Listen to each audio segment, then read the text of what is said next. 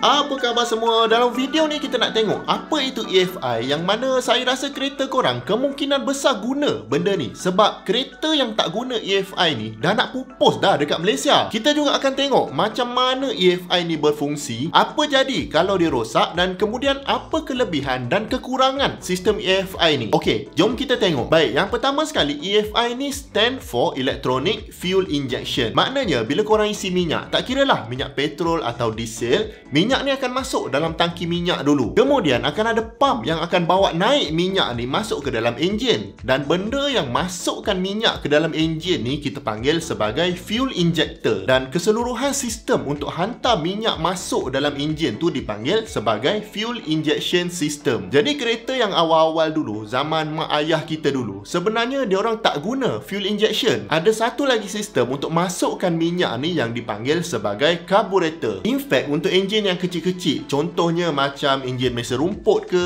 enjin blower ke, even enjin motor yang lama, masih guna lagi sistem carburetor ni. Tapi kalau dekat enjin kereta, disebabkan makin lama emission regulation makin ketat, tapi kereta pula orang nak makin lama makin power, manufacturer kena fikir cara lain untuk jimat minyak tapi pada masa yang sama bagi power yang lebih kepada enjin tu. Jadi diorang figure out yang antara kuncinya adalah kita kena deliver minyak tu dalam kuantiti yang tepat pada timing yang tepat. Maknanya minyak kita ni flow dia tak tetap tau. Kalau kita nak power yang banyak, contohnya fuel injector kita boleh adjust supaya deliver minyak tu banyak sikit. Lagi satu contohnya, kalau enjin kita ni panas sangat pun, fuel injector akan masukkan banyak sikit minyak supaya combustion tu jadi rich dan suhu akan turun. Part ni tak ramai orang tahu. Orang ingat asal minyak banyak je enjin jadi panas. Tapi sebenarnya tak. Kalau guna carburetor dulu, memang tak boleh kontrol benda setepat macam ni.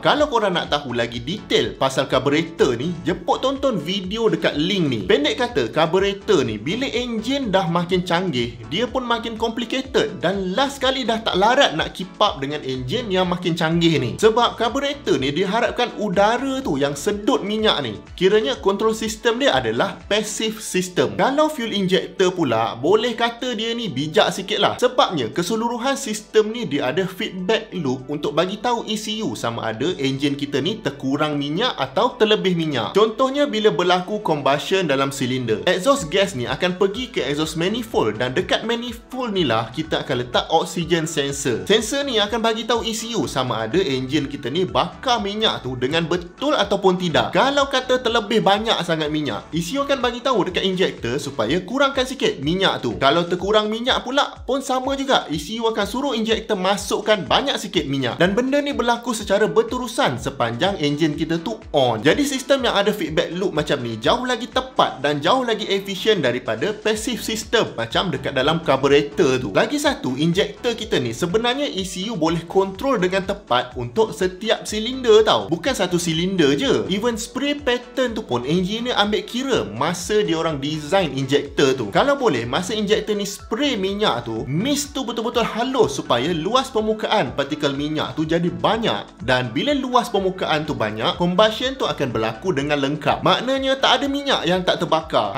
Jadi jimatlah minyak kita. Bila kereta kita jimat minyak, kuranglah pencemaran udara. Kemudian disebabkan fuel injector ni dia dikawal secara elektronik, engineer pun dapat guna sistem ni untuk protect enjin kita. Throttle response pun kita dapat improve, dan pada masa yang sama enjin tu akan jadi lebih selamat dan tahan lama.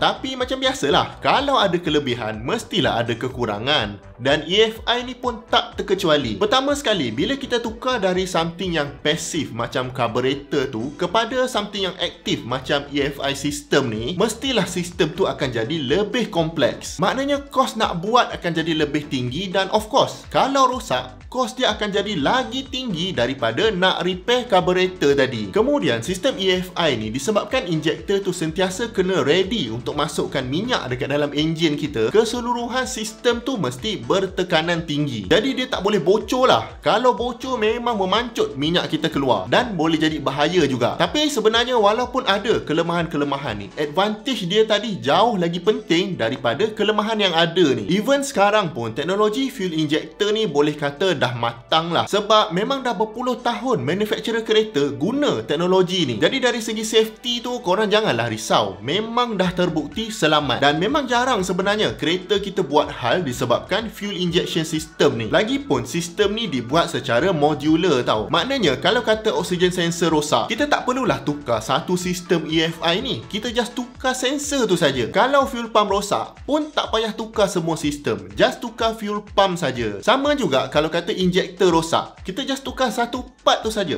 Tak payah nak tukar semua. Cuma itulah, kita kena tukar sebab orang sekarang dah tak baiki dah kalau setakat injektor tu rosak. Lagi mudah dan jimat kalau tukar terus. Dari segi harga pula, untuk kereta-kereta biasa, satu injektor tu dalam RM100 macam tu. Tapi of course lah, harga tu bergantung juga pada jenis apa fuel injector korang. Lepas tu kalau ada lagi sensor-sensor lain yang rosak, sebab fuel injection system ni ada banyak lagi sensor selain dari oxygen sensor dekat exhaust tu. Contohnya sensor-sensor lain yang boleh bagi input kepada injection system ni adalah engine speed sensor, voltage sensor, coolant temperature sensor, throttle position sensor, pressure sensor, dan mungkin ada lagi sensor yang saya lupa nak mention. Jadi even kalau sensor-sensor ni rosak pun, kita just replace sensor saja. Tak perlu nak replace the whole fuel injection system. Jadi korang nampak tak yang engine sekarang ni memang banyak bergantung kepada sensor ni untuk berfungsi dengan betul. Kalau tak, ECU kita tu akan pening. Itu yang kadang-kadang engine tersengguk-sengguk, lepas tu tersadai tepi jalan tu. Dan kalau korang rasa sistem sekarang ni dah complicated, teknologi fuel injection ni sekarang ni pun orang masih lagi study dan cuba manipulate lagi untuk bagi engine kita lagi efisien. Research pasal engine ni tak pernah berhenti. Contohnya, kalau korang pernah dengar engine TGDI, maknanya turbocharged direct injection. Macam dalam Proton X70 yang top spec tu, dia guna direct injection. Direct injection ni maknanya fuel injector tu dia sumbat terus minyak masuk ke dalam silinder. Lagi canggih, kalau biasa punya fuel injection, dia akan sumbat masuk dekat dalam intake manifold ataupun port sebelum intake valve tu. Tapi sekarang dia boleh sumbat terus masuk dalam silinder. Jadi tekanan minyak kena lagi tinggi lah berbanding tekanan dalam silinder. Dan muncung injektor tu pun nak kena lagi tahan panas lah, sebab combustion tu akan berlaku betul-betul dekat muncung injektor tu.